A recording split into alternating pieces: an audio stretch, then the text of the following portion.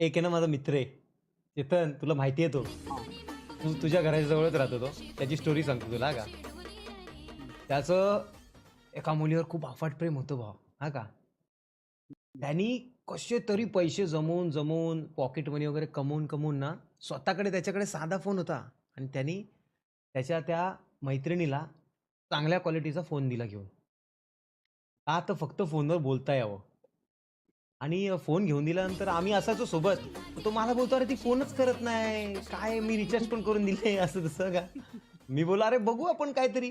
आणि ती ये राहायची लांब. बराबर पकड़ा चाली हं. को. एक दिवस मी आणि तो गेलो सोबत. हां का. हं. तर ती आम्हाला दिसली. तर मी तिला इशारा केला, की "बाहेर ये, तो आलाय भेटायचंय." तर ती बाबांसोबत होती वाटतं. बाबा गेले आत. बाबांना सोडलं तिने आत आणि ती आली बाहेर. आणि ती आम्हाला बोलते, "तुम्ही इथे काय करताय एवढ्या लांब?" कारण आम्ही बट्टूवाडीपासनं तिथे गेलेलो म्हणजे पल्ल्याणच्या पुढे. ओके. आणि तिथे आम्ही दोघं त्या टायमाला विचार कर भावा, जिकडे ट्रेनचा प्रवास करायची फाटायची त्यावेळी गेलेलो आणि हा टेन्शनमध्ये. हा बोलतोय, "मला कॉल का नाही करत?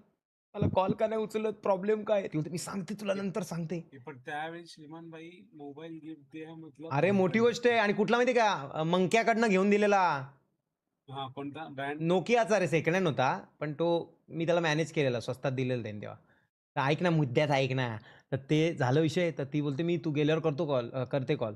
तर तो खुश झाला. हां, आता ती करेल रे कॉल. मग आम्ही मस्त मिसळ-बिसळ खाल्ली, गेलो आणि मला तिकडे बाबा भेटले स्टेशनला आणि हं. मी कॉलेज बुडवून आलो होतो. आणि हं. बाबा दिसले तर मी असा वळून लपतोय पक्का कोपऱ्यातनी आणि माझ्या बाजूनी बाबा गेले सट करून आणि मला वाटलं हं. नशीब बाबांनी बघितलं ना, आता वाकवलं असतं मला. मग आम्ही घरी आलो. हं.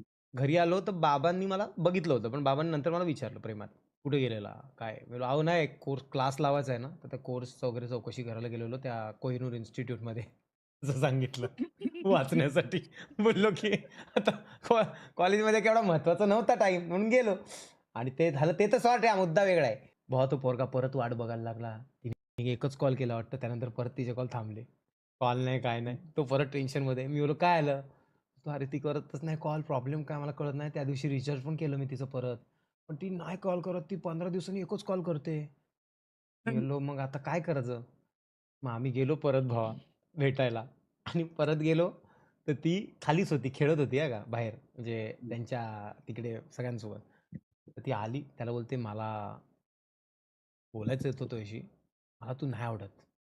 बाबांना कळलंय सगळं आणि मला नाही जमणार हे सगळं." मग आणि मोबाईल? तो फुल ओशाळला रे आणि मोबाईल मरू दे, मोबाईल काय त्याच्यासाठी आहे. मोबाईल-बिबाईल काय नाही. तर तो ओशाळला आणि तो आला घरी आणि हं. नंतर भावा फुल टेन्शनमध्ये रे. फुल दर्दी गाणी-बिणी का ऐकतोय टेन्शनमध्ये सगळं आणि गाणी कशात ऐकायचं माहिती आहे का? तो जुना हां. तो पॉड असायचा बघ तो कुठला तो Appleचा iPod, पॉड छोटासा iPod, iPod. चौक हां, गोल iPod. गोल बटन. त्याच्यावर ऐकायचं गाणी-बिणी फुल इयरफोनच लागायचे त्याला. आणि काही दिवसानंतर भावा आम्हाला आमच्या एका खासनी टिप दिली, की तिचा एक बॉयफ्रेंड आहे हं. आणि ते दोघं फिरतायत तिकडे. आणि आमचा माणूस आहे ना, तो व्यवस्थित टिप लावून होता आणि त्याने आम्हाला सगळी इन्फॉर्मेशन दिली, की त्यांचं खूप आधीपासून अफेअर आहे, हे आहे, ते आहे. कळलं. आम्हाला विश्वास नाही झाला. हा तापलेला फुल. हा बोलतो, "चल आपण जाब विचारूया." घरातच घुसून हं. विचारतो बोलतो. मी बोललो, "ठीक घरात नको जायला, मी करतो काहीतरी सेटिंग." आम्ही तिच्या त्या कॉलेजला गेलो जाब विचारायला. तिचा तो टायमिंग काढला. हा टायमिंग आहे. मग तिकडे आम्ही पोहोचलो. तिला विचारलं, "काय विषय?" असं आहे, तसं आहे. तर तिने सांगितलं, "नाही मला तो आवडतोय आधीपासनं." हे, ते असं. आणि तो Nokia आहे ना, तो मी Nokia घेतला हातात. मी बोललो, की "त्यांनी तुला एवढा गिफ्ट केला होता. तू त्याला सांगायचं ना असं." आणि मी त्यात कॉल लिस्ट बघितली. तर त्या हं. बॉयफ्रेंडचंच नाव, त्याचेच मेसेज, अख्खी कॉल लिस्ट त्याच्या मेसेज इन्कमिंग, आउटगोइंगनी भरलेली.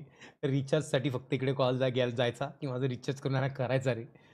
आणि चेतन त्याचं नाव तुला सांगितलं ना बाबा, तुला तर दर्द माहिती होईल. आहे, माहिती आहे ना? हां. माहिती आहे. आणि तू एवढा तो स्टोरी सांगितली ना, हां. तेव्हाच मी एवढा कळून तो गेलं दुःखी झाला कोणाबद्दल आहे. ना, म्हणजे रडत होता तो रडत, की "भावा मी काय केलं?" तो सदम्यात.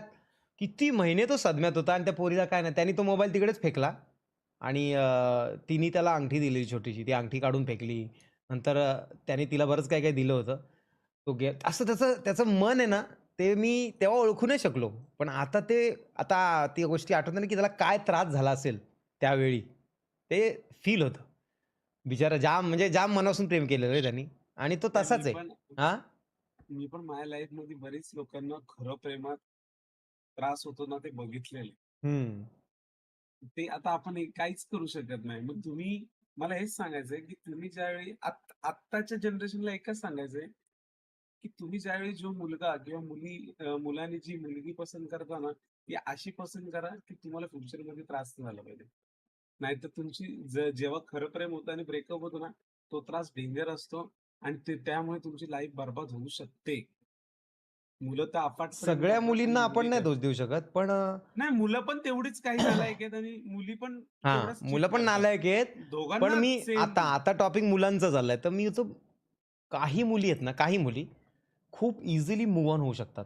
म्हणजे कितीही कट्टर प्रेम असेल ना, त्यांच्या आई-वडिलांनी त्यांना समजा सांगितलं, की "नाही, तुला नाही करायचंय दुसरा मुलगा."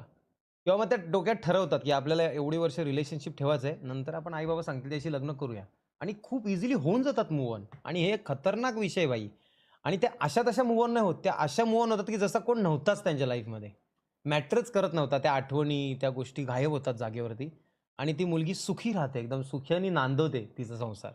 आणि हे विचित्र आहे भाई, डेंजर आहे. म्हणजे आता ठीक आहे, घरच्यांचा आदर आहे किंवा तिला तिची लाईफ पुढे न्यायची असेल, मग सुरुवातच करू नका ना प्रेमासाठी.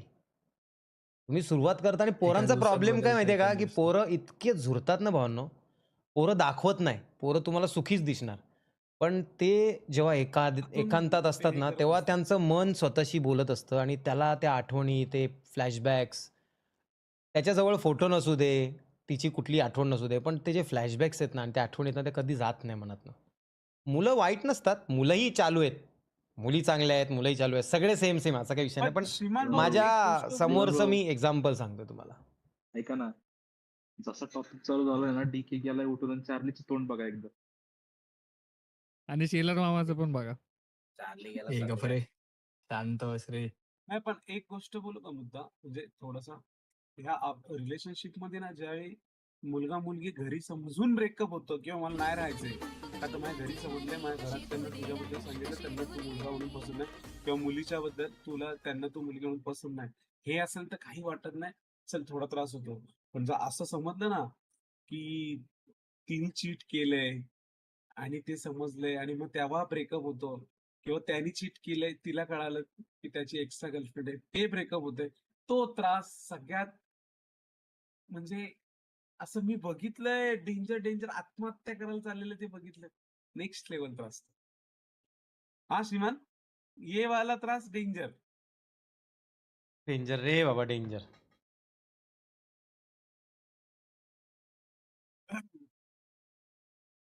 शेलार मामा, चार्ली पास्टमध्ये जाऊन आले.